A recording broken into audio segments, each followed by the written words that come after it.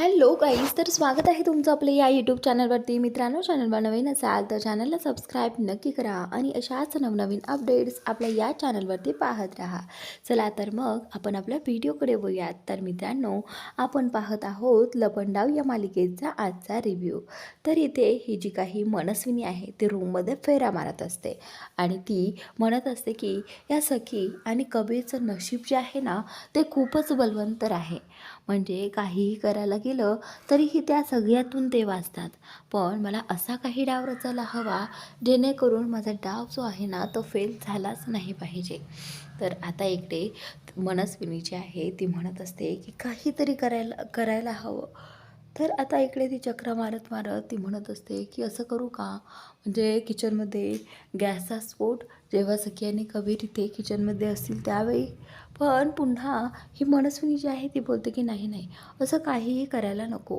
त्याच वेळी आता मनस्विनी पुन्हा म्हणते की म्हणजे असं काही करायला हवं का, जर आपण त्याच्या गाडीची ब्रेक फेल केली तर आणि गाडी ही दरीकडे पाठवली तर.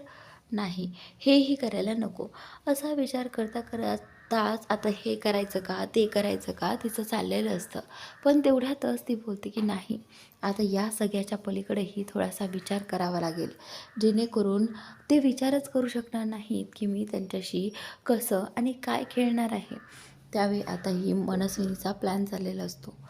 तर इकडेच आता इथे म्हणत असते की आता ऐरा गेरा प्लॅन करायचा नाही, आता असा प्लॅन करायचा जो सक्सेसफुल झालाच पाहिजे. तर त्याचनंतर इकडे कबीर जो आहे तो आणि त्याच्या आईकडे आलेला असतो आणि मला आणि आईला म्हणत असतो की मला हेच कळत नाही आहे की त्या मनस्विनीला ती कविता कशी काय समजली. म्हणजे आई, तुमचं जर म्हणणं आहे की ती कविता फक्त तेजस्विनीला म्हणजेच सखीच्या आईला आणि सखीच्या बाबांनाच ती कविता माहिती होती.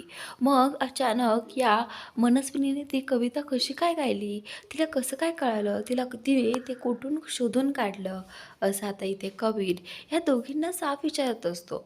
आणि त्यावेळी आता ही अपर्णा जी आहे ती बोलते की हो ना कबीर, मलाही तेच वाटते रे. म्हणजे मलाही कळत नाही आहे, मीही ब्लँक आहे की हे सगळं तिने कसं केलं आणि तिला कसं काय कळालं की ती कविता तीच आहे ती. तर आता इथे कबीर बोलतो की काहीतरी फॉल्ट आहे, नक्कीच काहीतरी आपल्यापासनं ती लपवते आहे. त्यावेळी आता इकडे ज्या आहेत त्या बोलतात की कबीर कबीर कुठेतरी मला असं वाटत आहे या मनस्वीच्या वागण्यावरून, बघ ना, आता तिला ही पोयम कोणती आहे ती कळालं आहे. मला असं वाटतं की नक्कीच तेजस्विनी तिच्या ताब्यात असेल का. म्हणजे कदाचित ती तेजस्विनी जर तिच्या ताब्यात असेल तर ती तिच्या डोक्यावरती ट्रिगर ठेवून तिच्याकडनं हे करत असेल, बदवत असेल की सांग हे काय आहे ते काय आहे. बहुतेक त्यामुळेच तिने हे सगळं केलं असावं. तर आता इकडे ज्या पद्धतीने विचार करतायत तो एका अर्थी बरोबरच होता. पण खरं तर कबीरला अजूनही वाटत नसतं की नाही, असं काही नसेल. तर त्यावेळी आता इथे ही जी काही अपर्णा आहे ती बोलते की हो कबीर, या सगळ्याचा विचार करायला हवा आणि तेजस्विनीचा शोधही लावायला हवा. तर आता कबीर बोलतो की तुमचं दोघींचं म्हणणं बरोबर आहे, मी करतो काहीतरी. तर तेवढ्यातच आता इकडे कबीर बोलतो की काहीही करायच्या नादात इकडे सखीच्या जीवाला काही झालं नाही पाहिजे. असं म्हणताच आता इकडे ज्या आहेत त्या कबीरला म्हणतात की कबीर हे बघ, मला त्या सखीशी काहीही देणं घेणं नाही, ती सखी माझी कोणीही लागत नाही. पण तरी देखील मला तुझी काळजी वाटते. तू माझ्या मुलाचा मुलगा आहेस, तू माझ्या देवदत्ताचा मुलगा आहेस आणि म्हणूनच मी तुझं नेहमी संरक्षण करणार. पण मी त्या सखीला कधीही पाठीशी घालणार नाही. इकडे आता कबीर त्या मला म्हणतो की हे पहा, सखी माझी बायको आहे आणि तुम्ही तिच्याशी असं बोलू नका प्लीज, कारण मी तिच्यावर प्रेम करतो, असं आता इथे कबीर मला म्हणतो. आणि त्याच वेळी जी आहे ती बोलतात की हे बघ कबीर, तुला जे करायचे, तुला जे वाटते ते कर, पण तुझ्यासोबत मी नेहमी असणार आहे. मला माहिती आहे की माझा नातू कधीही चुकणार नाही. आणि त्याचनंतर आता इकडे इकडे आता अपर्णा बोलते की पण त्या मनस्विनीने सखीच्या आणि तुझ्या आयुष्याला काही केलं तर. म्हणजे बघ ना, आज ती कुठल्याही थराला पोहोचते आहेस, म्हणजे तिचं ध्येय कंप्लीट करण्यासाठी ती काय काय करते. आणि जर तिने सखीला म्हणजे सखीला याच्या बाहेर करण्यासाठी आणि तिला मनस्विनी म्हणून वावरण्यासाठी जर तुम्हा दोघांच्या जीवाशी काही केलं तर. मला ना खूप काळजी वाटते, असं आता इथे कबीरची आई जी आहे ती कबीरला म्हणत असते. इकडे आता सखीच्या घरी सखी जी आहे ती तिचं काम करत असते आणि काम करत असतानाच आता उर्फीने तिला आवाज दिलेला आहे, सखी दी मला हे एवढं करू देतेस का प्लीज नीट, असं आता इथे ती म्हणत असते. पण सखी दी कामात बिझी असते. सखी दी बोलते की हे बघ उर्फी, मी आत्ता बिझी आहे, माझं आवरलं की मी तुला करून देईल, चालेल. तर आता इथे उर्फी जी आहे ती बोलते की नाही सखी दी, मला ना आत्ताच हे नीट करून हवं आहे, मला ना त्या झाडावरचा पेरू खायचा आहे आणि म्हणूनच मला ते नीट करून हवं आहे. तर त्यावेळी आता इथे ही जी काही सखी आहे ना, ती ते हातात घेते आणि पाहू लागते त्याची अवस्था किती वाईट झालेली असते. आणि त्याचनंतर इकडे उर्फी जी आहे ती सखी देत नाही आहे, म्हणून ती ठरवते की मी आता तेजस्विनी आंटीच्याच रूममध्ये जाते आणि त्यांच्याकडनं हे नीट करणं घेते, असं म्हणत आता उर्फी तिच्या रूममध्ये पळालेली आहे. आणि इकडे इकडे आता मीनाक्षी इथे सखीला दाखवत आहे की सखी, तुझी रास बघ, तुझ्या राशीमध्ये काय सांगत आहे. इकडे आता कबीर जो आहे जरा स्ट्रेसमध्ये आईला दिसत आहे. त्यावेळी आई जी आहे ती बोलते की कबीर हे बघ, तू एवढा ताण नको घेऊस, होईल सगळं व्यवस्थित, फक्त एक काम कर, तू आता मनस्विनीवरती जरा जास्त लक्ष ठेवत जा, कारण मला हे कुठेतरी असं वाटतं की तू सखीला मदत करतोय आणि म्हणूनच तिथे तिची खूप चिडचिड होत असेल, तिला वाटत असेल की हा कबीर का सारखा अशी तिची मदत करतो म्हणून. तर आता कबीर ठरवतं की नाही आई, आता मी सखीची साथ कधीही सोडणार नाही आणि मी त्या मनस्विनीला शिक्षा होईपर्यंत गप्प बसणार नाही. इकडे आता कबीर बोलतो की चल आई, मला आता निघायला हवं, कारण जर मी आता गेलो नाही आणि तोपर्यंत त्या मनस्विनीने माझ्या सखीच्या जीवाला काही केलं तर नाही, असं होता कामा नये, असं म्हणत आता कबीर जो आहे तो त्या मनस्विनीकडे आणि सखीच्या घरी निघालेला असतो. इकडे आता ह्या ज्या काकू आहेत ना सखीच्या, त्या सखीला म्हणू लागतात की सखी बाळा हे बघ ना पेपरमध्ये काय आलं आहे. त्यावेळी आता सखी बोलते की काय आहे यार तू, असं काय आहे त्या पेपरमध्ये, असं आता सखीची जी काही काकू आहे तिला सखी विचारत असते. त्यावेळी काकू बोलते की सखी हे बघ, त्या राशीनुसार त्या राशीमध्ये असं सांगितलं आहे की तुझ्या जीवाला धोका आहे, त्यामुळे तू सगळ्यापासून एकदम हे राहा, सतर्क राहा, असं आता तिथे त्या याच्यावरती पेपरवरती वाचल्यानंतर सखी जी आहे ती आता लगेचच काकूंना म्हणते की काकू हे पहा, त्या राशीवरती माझा अजिबात विश्वास नाही आहे आणि तुम्ही काळजी करू नका, मला काहीही होणार नाही आहे, बस एवढंच तुम्हाला मला सांगायचं होतं. तर त्यावेळी काकू जे आहेत ते बोलतात की हे बघ सखी प्लीज, तू असं दुर्लक्ष करू नकोस, मला खात्री असते कधी कधी काही गोष्टी खऱ्या ठरतात, पण जर तुला समजलं आहे की तुझ्या जीवाला धोका आहे तर प्लीज तरीही जरा बाळगून राहा. तर त्यावेळी आता इथे सखी बोलते की ठीक आहे काकू, असं म्हणत आता सखी पुन्हा तिचं काम करू लागते. आणि इकडे इकडे आता कबीरने सखीला फोन केलेला आहे आणि त्याचवेळी सखी जी आहे ती त्या पेपरमधली रास जी आहे ती वाचत असते. त्यावेळी आता कबीर तिला विचारतो की मला सांग तू आता कशी आहेस. तर त्यावेळी आता इथे ही जी सखी आहे ना ती बोलते की कबीर तू असं का विचारत आहे, हे बघ मी ठीकच असणार आहे, मला काय झालं तेव्हा, असं आता इथे कबीरची जी काही सखी आहे ती बोलत असते. त्यावेळी आता सखी त्याला विचारू लागते की काय झालं कबीर, तू कशासाठी फोन केला होतास. तर तो सांगू लागतो की मला ना कुठेतरी मनस्विनीवरती डाऊट येत आहे की ती आपल्या जीवाशी खेळणार आहे. तर असं बोलल्यानंतर आता इथे तेजस्विनीला त्या पेपरमधलं सगळं काही आठवतं. पेपरमध्ये दिलं होतं की सखीच्या जीवाला धोका आहे, कुठलेही संकट तुमच्यावर ओढवू शकते, असं आता इथे सखीने त्या पेपरमध्ये वाचलं होतं. आणि काकूनेही सांगितलं होतं की सखी कधीतरी याच्यावरती विश्वास ठेवत जा. पण सखीने काकूंना सांगितलं की नाही काकू, माझा याच्यावरती अजिबात विश्वास नाही आहे, असं म्हणून आता सखीने ते सगळं नाकारलं होतं. तर त्यावेळी आता इकडे काकू गेल्यानंतर सखीनेही त्या गोष्टीचा जरा विचार केला आणि नंतर तो विचार सोडून दिला होता. पण आता कबीरचा फोन आल्यानंतर मात्र इथे सखीच्या डोक्यात पुन्हा एकदा ते सुरू झालं की काय करावं. आणि इथे आता सखी जी आहे ती बोलते की कबीर मलाही तसंच वाटतं की तू जे काही बोलत आहे ना ते अगदी खरं आहे. मलाही तसंच वाटतं की ही जी काही बाई आहे ना मनस्विनी, ती नक्कीच आपल्याला आपल्या जीवाशी खेळण्याचा प्रयत्न करणार आहे. पण तरीही आपण दोघांनी खूप सतर्क राहायचं, जेणेकरून तिला कळलंच नाही पाहिजे की आपण एवढे सतर्क आहोत.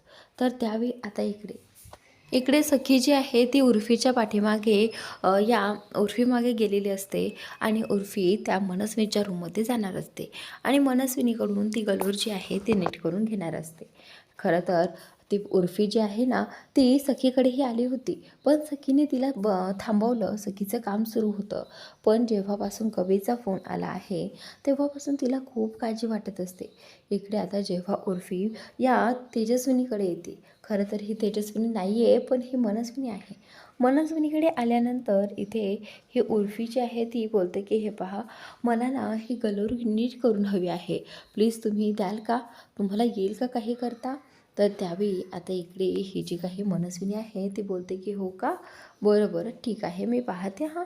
असं म्हणत आता या मनस्विनीने तिची गन हातामध्ये घेतलेली आहे आणि म्हटले आहे की हे बघ बाळा, ही गन मी लवकरात लवकर तुला नीट करून देईल हां. नाहीतर मी एक काम करू का, मी तुझी अशाच पद्धतीची गेम जी आहे ती ऑर्डर करते आणि तुला त्याने पेरू पाडायलाही खूप छान वाटतील. तर आता इकडे ही जी काही उर्फी आहे ती बोलते की ठीक आहे, आता मनस्विनी उर्फीला इथे गन मागवणार आहे आणि तेही ऑनलाईन. तर आता ती सांगून टाकते, उर्फीला सांगते की हे बघ, मी तुझ्यासाठी गन मागवते आहे आणि एकदा की तुला ती गन आणली तर त्यानंतर तुला हे गलर वगैरे घेऊन बसण्याचीही काही गरज नाही. समजलं तुला उर्फी? तर आता उर्फी बोलते की हो, थँक्यू आंटी. असं म्हणत आता उर्फी जी आहे ती तिथून निघून गेलेली आहे आणि त्यानंतर आता इकडे ही जी काही मनस्विनी आहे ती बोलते की आत्ता खरा प्लॅन माझ्या डोक्यात आला आहे आणि ह्या उर्फीमुळे. तर त्यावेळी आता इथे या मनस्विनीच्या डोक्यात असा प्लॅन आला आहे की आता ती जी काही ती गन मागवणार आहे ना ती खेळण्यातली जी उर्फीसाठी, त्या गनमध्येच तिची ती गन घालून आता रिअल गन घालून इथे सखीला मारायचा प्रयत्न करणार. तर त्याचनंतर आता इकडे सखी जी आहे ती आता हे सगळं बोलणं ऐकत असते. खरं तर सखीला तिचा सगळा प्लॅन कळालेला असतो, पण सखी कळू देत नाही आहे की ती तिथे दाराशी उभी राहून सगळं काही ऐकत असते आणि पाहत असते. तर त्याचवेळी आता इकडे ही जी काही मनस्विनी आहे ना ती आता ड्रॉवर उघडते आणि ड्रॉवरमधून एक गन काढते. खरं तर ती गन जी आहे ती असली असते आणि त्या गनला आणि ज्यावेळी आता इथे तिने ती गन हातात घेतली होती तेव्हा इथे सखीने सगळं काही पाहिलं होतं. तर आता इकडे या मनस्विनीने फोन केलेला आहे, एका व्यक्तीला फोन केला आहे आणि म्हणत आहे की तू माझं काम केलं आहेस की नाही सांग पटकन.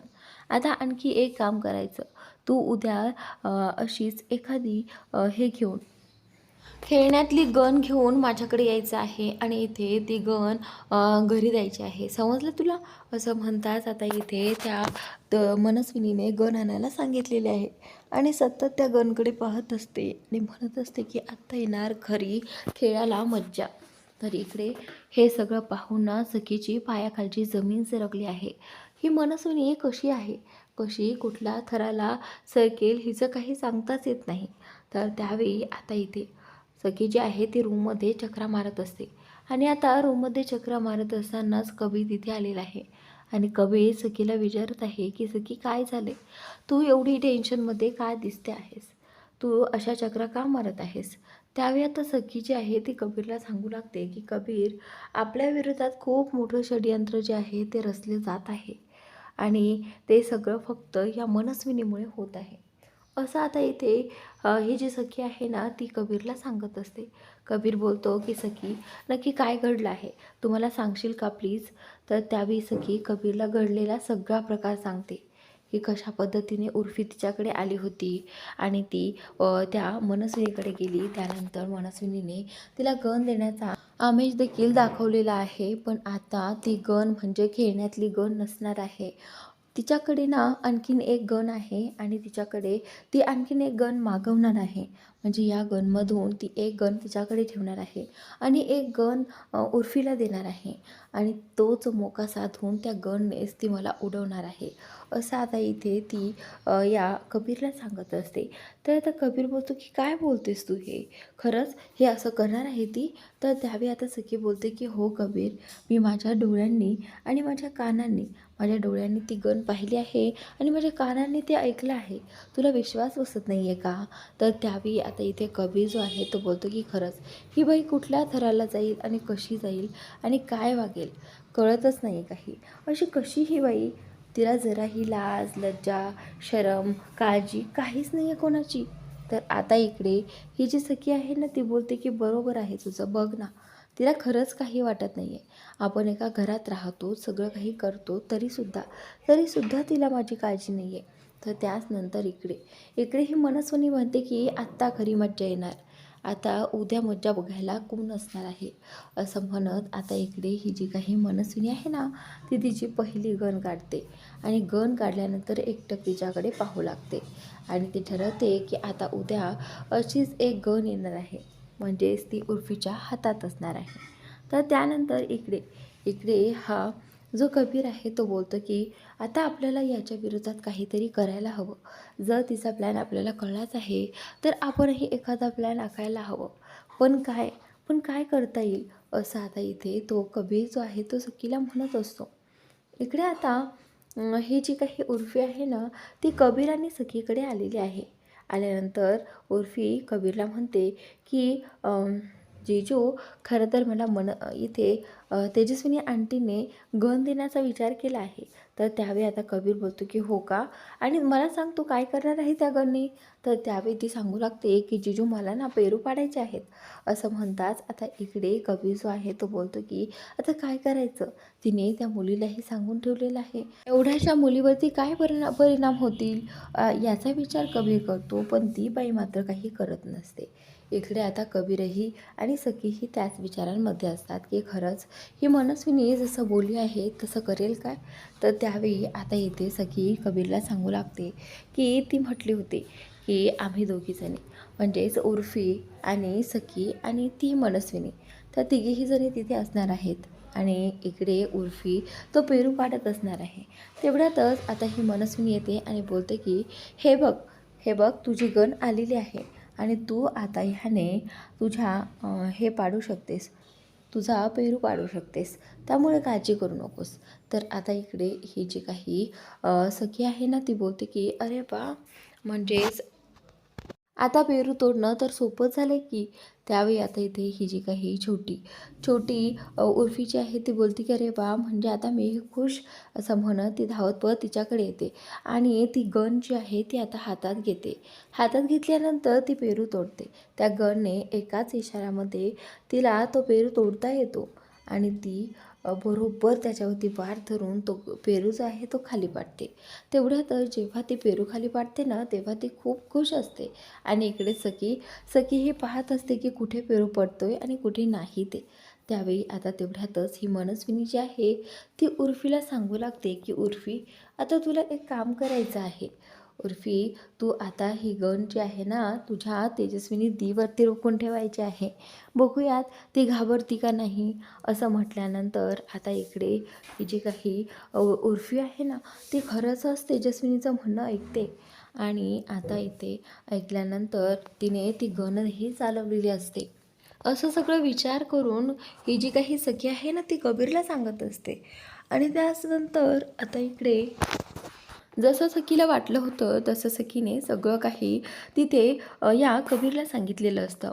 तर मित्रांनो, आता पुढील भागात इकडे ही जी काही मनस्विनी आहे ना तिने या उर्फीला पेरू पाडण्यासाठी गन दिलेली आहे आणि त्या गननेच तिने एक पेरू पाडलेला आहे आणि आता तो पेरू पाडल्यानंतर इथे हा जो कबीर आहे ना तो पेरू खातो आणि त्यावेळी तो पेरू खाल्ल्यानंतर मात्र इथे कबीरला कसं तरी होऊ लागतं.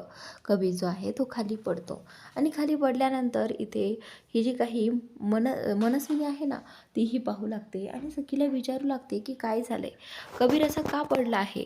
त्यावेळी आता इथे ही जी काही सखी आहे ती बोलते की मला सांग, काय केलंस तू कबीरला? कबीर असा का पडला आहे? त्यावेळी आता ही जी काही ही आहे मनस्विनी आहे ती बोलते की बघ, तुला कळेलच, एकदा पेरू खा. तर कबीरने तो पेरू खाल्लेला असतो आणि त्या पेरूमध्ये काहीतरी पॉयझन तिने मिक्स केलेलं असतं. म्हणजे खरं तर त्या पेरूलाच एक इंजेक्शन दिलेलं असतं आणि त्या इंजेक्शनमुळे त्याच्यामध्ये पॉयझन मिक्स झालेलं असतं आणि तो पेरू कबीरने खाल्लेला आहे. तर आता जेव्हा सखीला कळतंय की त्या पेरूमध्ये पॉयझन होतं, त्यावेळी आता इथे ती ओरडते की काय केलंस तू हे आणि का केलंस तू? ती मोठ्याने ओरडू लागते तिच्यावरती आणि इकडे इकडे हा कबीर खाली पडलेला असतो आणि त्याच्या तोंडातनं फेस येत असतो आणि इकडे मनस्विनी जी आहे ती बोलते की आता वेळ आली आहे तुमची, लवकरच तुझ्यावरही हीच वेळ येणार. तर मित्रांनो, आजचा भाग इथे संपतो आहे. पुढील भाग नक्की पहा आणि चॅनलला सबस्क्राईब नक्की करा.